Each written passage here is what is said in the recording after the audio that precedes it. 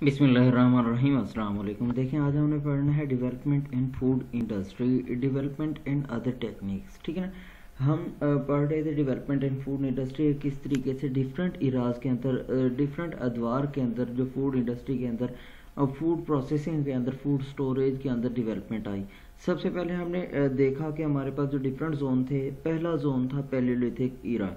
Palaeolithic period, जिसे हम old stone age भी बोलते हैं, 15,000 बिफोर क्राइस्ट हम इसे बोलते हैं। लोग क्या किया करते थे, केव्स में रहा करते थे। जब केव्स में रहा करते थे तो वो अब हंटिंग और गैदरिंग किया करते थे और अपनी फूड को बैक ऑफ द केव्स के अंदर स्टोर कर लिया करते थे। नेक्स्ट इरा हमने देखा था मीजोलिथिक पीरियड। मीजोलिथिक पीरियड में क्या था, 15,000, ठीक है ना, बिफोर क्राइस्ट। ये भी है। इस इरा के अंदर क्या था कि लोगों ने विलेजेस के अंदर सेटल होना शुरू कर दिया और फूड को फर्मेंटेशन की तरफ लेके आए। नेक्स्ट हमारे पास आता है न्यू स्टोन एज।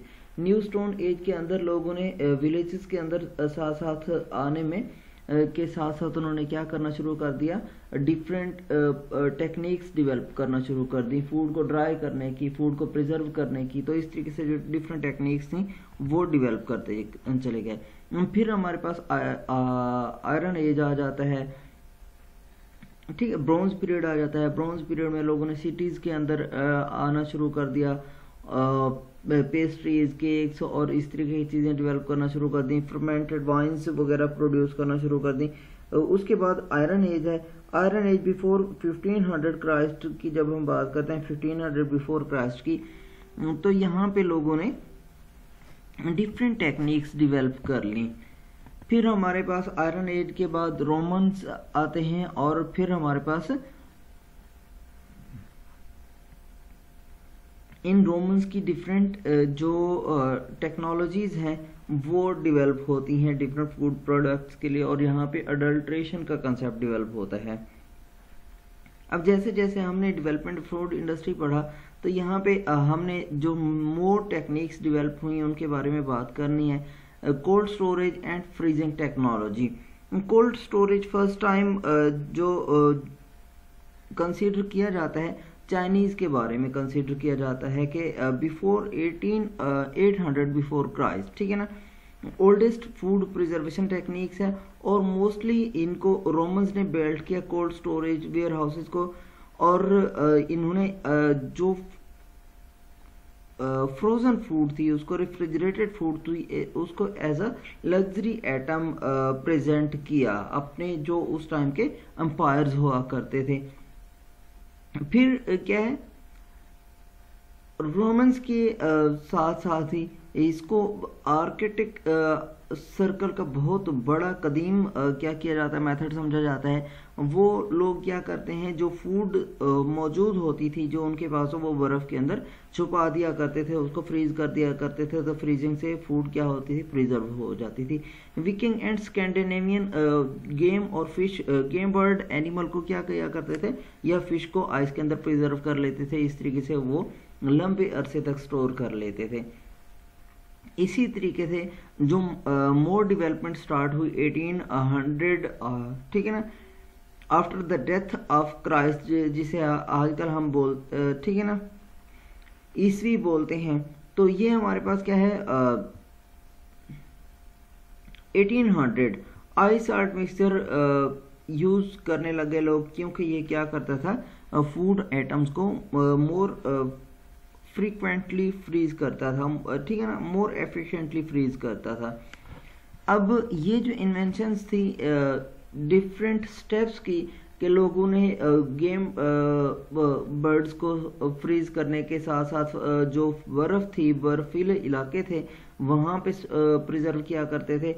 उन्होंने उसके साथ साथ चीज़ों को मॉडिफाई किया, नमक और बर्फ़ के मिक्सचर तक आ गए कि चीज़ें क्या होती हैं, ज़्यादा स्टोर होने लगी, जल्दी प्रिजर्व होने लगी। उसके बाद क्या हुआ, मैकेनिकल रेफ्रिजरेशन इन्वेंट हुआ 19th सेंचुरी के अंदर।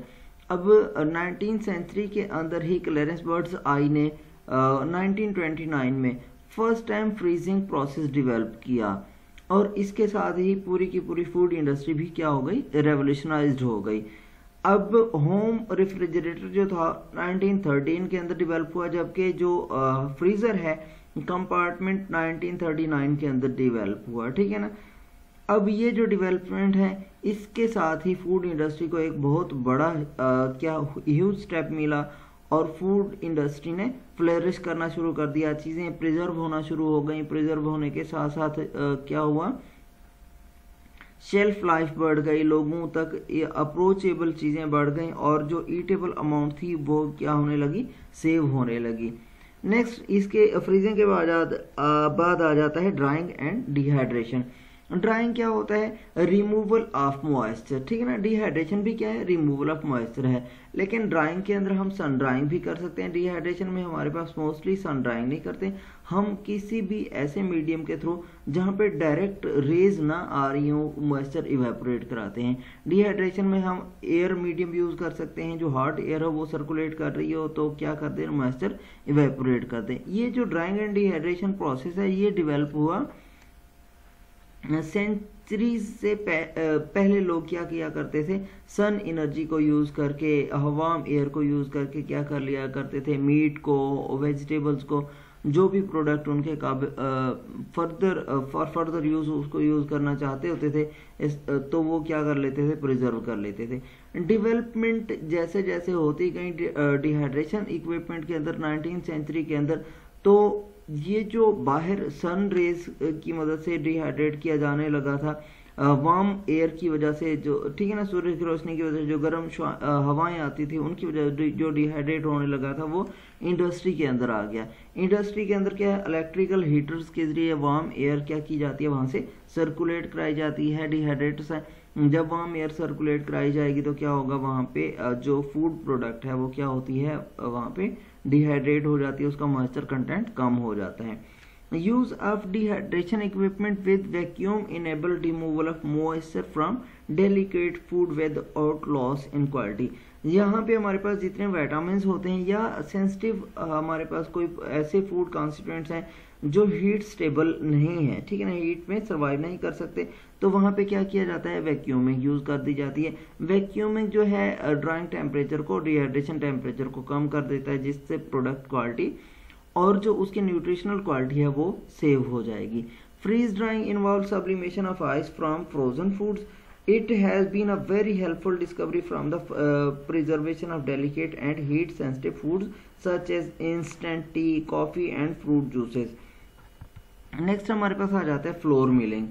अब सीरियल्स, क्योंकि बुनियादी हमारी जो डाइट है वो सीरियल्स है और ये बहुत कदीम ज़माने से चलती आ रही है, तो half of the all food product जो पूरी दुनिया के अंदर है वो सीरियल बेस्ड है।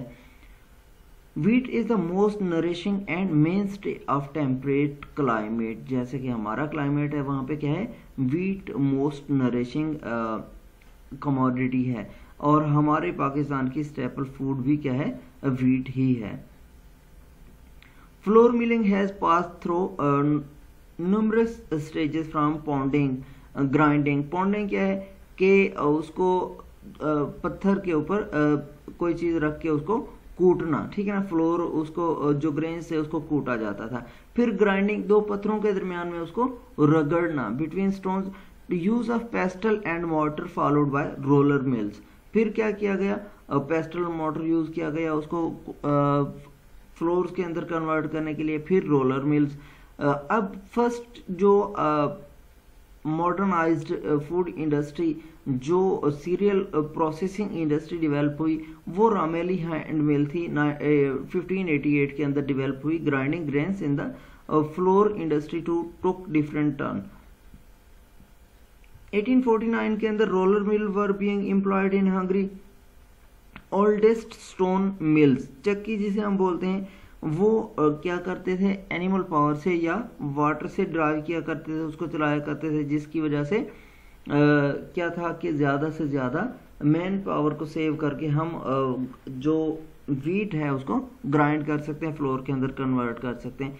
ये फर्स्ट जो रामेली हैंड मिल थी उसमें क्या था कि यहाँ से जो फीड दी जाती थी और दो आदमी क्या किया करते थे, इसको नीचे से मूव कराया करते थे। यहाँ पे स्टोन है, स्टोन क्या करता है, ग्राइंड करेगा, जैसे जैसे ग्राइंडिंग होती चली जाएगी तो वहाँ पे फ्लोर डेवलप होना फ्लोर बनना स्टार्ट हो जाता है। अब नेक्स्ट हमारे पास डेयरी इंडस्ट्री है। डेयरी इंडस्ट्री की अगर हम बात करें तो 1835 के अंदर इवेपोरेटेड मिल्क पेटेंट हुआ, ठीक है ना। गेल बोर्डन ने 1853 के अंदर इसको क्या किया, इम्प्रूव किया, किसके जरिए, वैक्यूम के जरिए। वैक्यूम क्या करता है, मॉइस्चर रिमूव करता है with lower temperature. Lower temperature employ करके उसने मिल्क पाउडर बनाया। He initiated the first process for condensing milk and sealing it hermetically in 1856. किसने, गेल बोर्डन ने 1856 के अंदर hermetically sealing। hermetically sealing ये होता है कि उसके अंदर कोई माइक्रो ऑर्गेनिजम्स ना जाए और ना ही एक्सटर्नल एयर जो हमारा पैक है उसके अंदर जाए। तो उस पैक को क्या किया, hermetically सील किया। 1878 डॉक्टर गुस्ताफ डी लेवल ने क्या किया, invented continuous centrifugal cream separator, ठीक है ना। क्रीम सेपरेटर उसने इन्वेंट की स्वीडन के अंदर। और ये क्या affect on dairy industry, cream separate की जाने लगी यहाँ से। With the development in refrigeration and pure culture technique a variety of better quality dairy product started flooding the market. अब लास्ट वन हमारे पास है इरेडिएशन। इरेडिएशन हम बोलते हैं एप्लीकेशन ऑफ रेडिएशन, जो हम आर्टिफिशियल रेडिएशन प्रोड्यूस करवाते हैं। एक्स रेज हो सकती हैं, गामा रेज हो सकती हैं, कोई भी रेडिएशन हो सकती हैं, या माइक्रोवेव्स हो सकती हैं। तो आर्टिफिशियल प्रोड्यूस्ड एक्स रेज जो हैं, यह radioactivity of natural material were discovered by William Roentgen in 1895 and Henry Becquerel in 1896, ठीक है ना। अब इन दोनों ने क्या किया, ये 20वीं सेंचुरी का मिडल, ठीक है ना, लास्ट मिडल था कि इनको बहुत ज़्यादा यूजफुल टूल कंसिडर किया जाने लगा फूड प्रोसेसिंग के अंदर। अब earliest patent on the application of X-ray to prolong the storage life of food was awarded in France in 1930। कब, जो एक्सरे एप्लीकेशन थी फूड को प्रिजर्व करने के लिए, सबसे जो पहला अवार्ड मिला वो फ्रांस में 1930 के अंदर मिला। यहाँ तक आप लोगों को इस सवाल तो पूछ सकते हैं।